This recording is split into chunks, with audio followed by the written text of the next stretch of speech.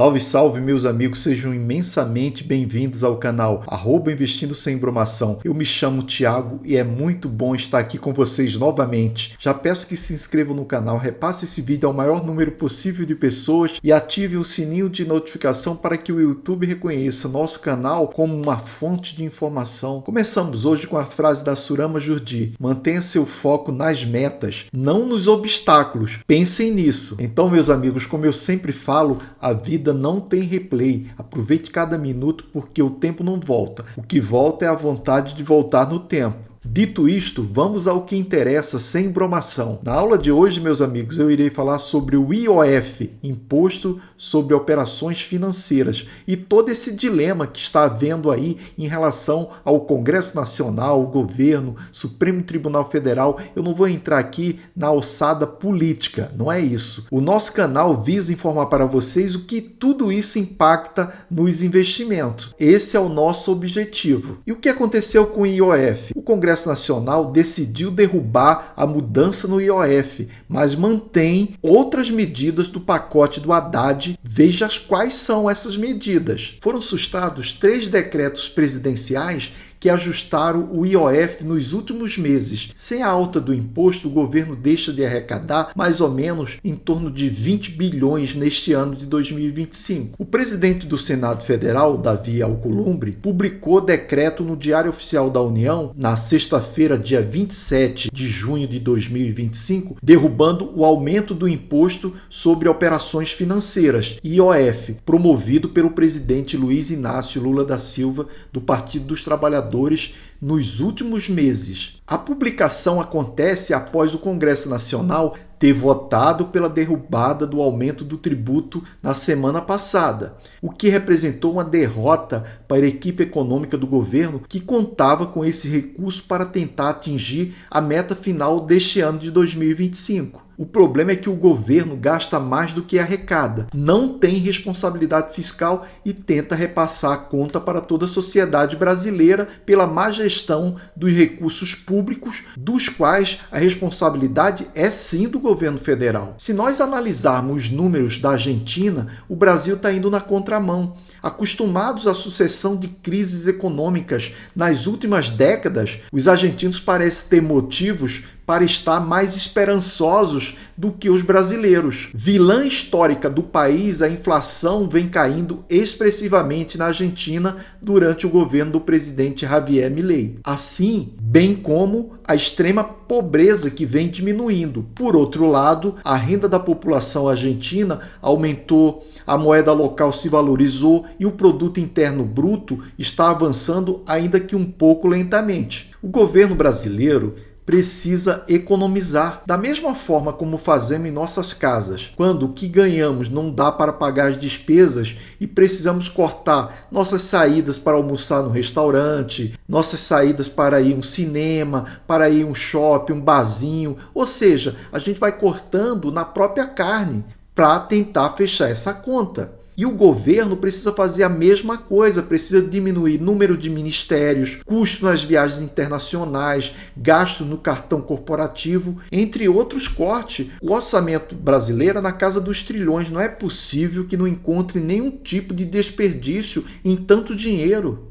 Enfim, o que precisa é diminuir a farra com o dinheiro público. E justamente por ser público, o dinheiro não é dele, é do povo brasileiro que paga essa conta e o governo precisa ter responsabilidade. Voltando aqui ao assunto do IOF, foram sustados 3 decretos presidenciais. O primeiro que elevou o IOF em meados de maio. O segundo que recuou do aumento para fundos de investimentos no exterior no mesmo mês de maio. E o último já no mês de junho, que voltou atrás em alguns pontos da alta do tributo. E o movimento foi necessário porque, se somente o último decreto fosse suspenso, voltariam a valer os efeitos aos atos anteriores. Por isso, o Congresso Nacional teve que derrubar os 3. Com a derrubada dos decretos de Lula, deixam de valer o aumento do IOF para compras internacionais de pessoas físicas em cartões de crédito e de débito internacional de 3,38%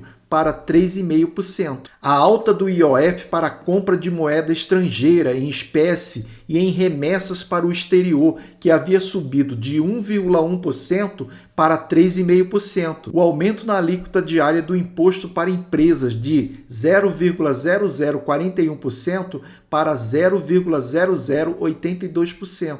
Estava dobrando. A elevação da alíquota diária do imposto de 0,0041% para 0,0082% para o chamado risco sacado, operação em que o banco antecipa o pagamento de uma fatura que é cobrada depois do seu cliente. Normalmente, as microempresas usam muito esse artifício de risco sacado. Alta no IOF de 0 para 5% sobre seguros do tipo VGBL, uma forma de previdência privada. A elevação de 0 para 0,38% para fundos de investimento em direito creditório na aquisição de cotas. Tudo isso será decidido no Supremo Tribunal Federal. O relator será o ministro Alexandre de Moraes. Contando com o aumento do IOF, o governo Lula já fez 24 anúncios de criação ou elevação de impostos desde o início do atual mandato, o que corresponde a um anúncio a cada 37 dias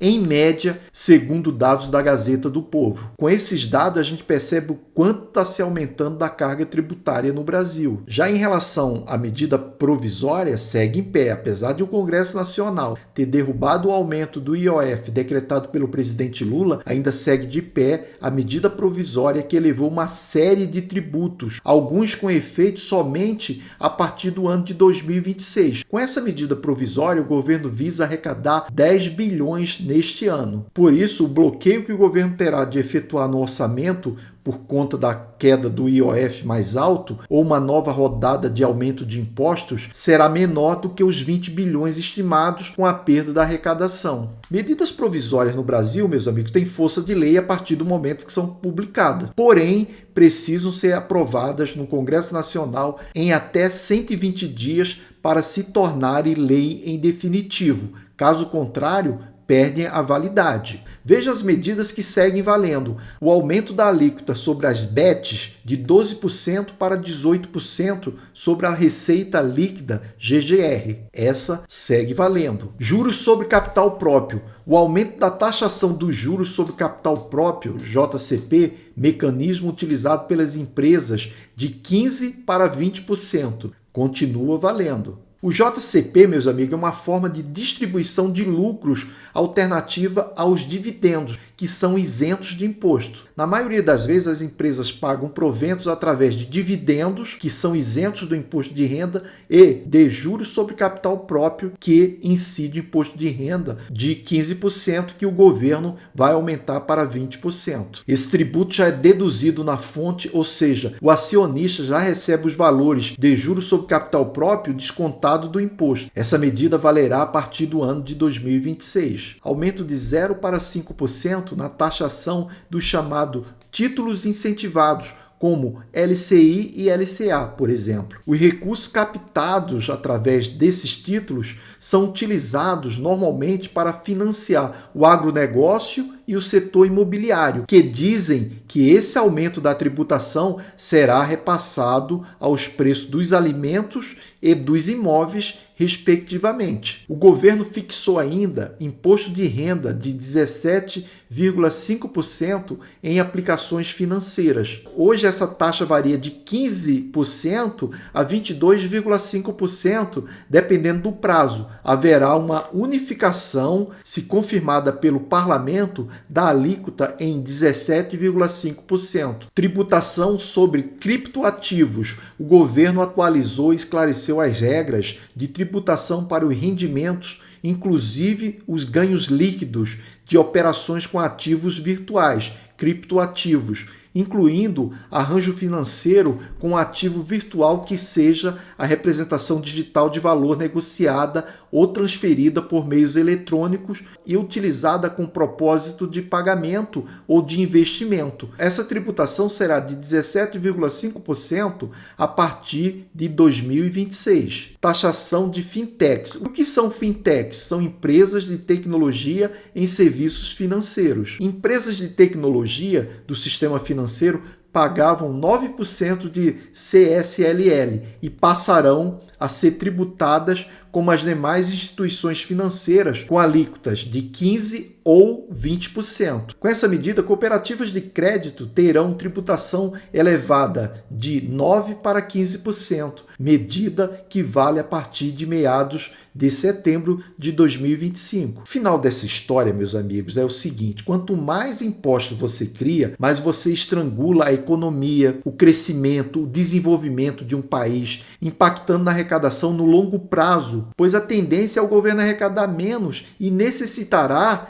criar mais impostos. E isso, na ponta, gera mais pobreza, impacta diretamente na qualidade de vida das pessoas em geral. Menos emprego, mais inflação, mais Estado. Imagine grande parte do lucro das empresas serem distribuídas para o Estado através de impostos. As empresas praticamente estão sendo estatizadas pelo governo. São quase empresas públicas. Hoje as pessoas já trabalham 5 meses por ano somente para pagar impostos. O que está acontecendo é que tudo está sendo estatizado. As empresas e até as pessoas. E isso não é justiça social. Isso é um escárnio tributário, principalmente quando adicionamos aos impostos o que a sociedade já paga de pedágios, educação em escolas privadas, saúde privada, segurança privada, entre outros acréscimos. Portanto, meus amigos, tirem suas próprias conclusões. Por hoje é só, estamos finalizando mais uma aula. Eu agradeço imensamente por sua participação, por sua companhia, por sua confiança neste canal, sempre trazendo conhecimento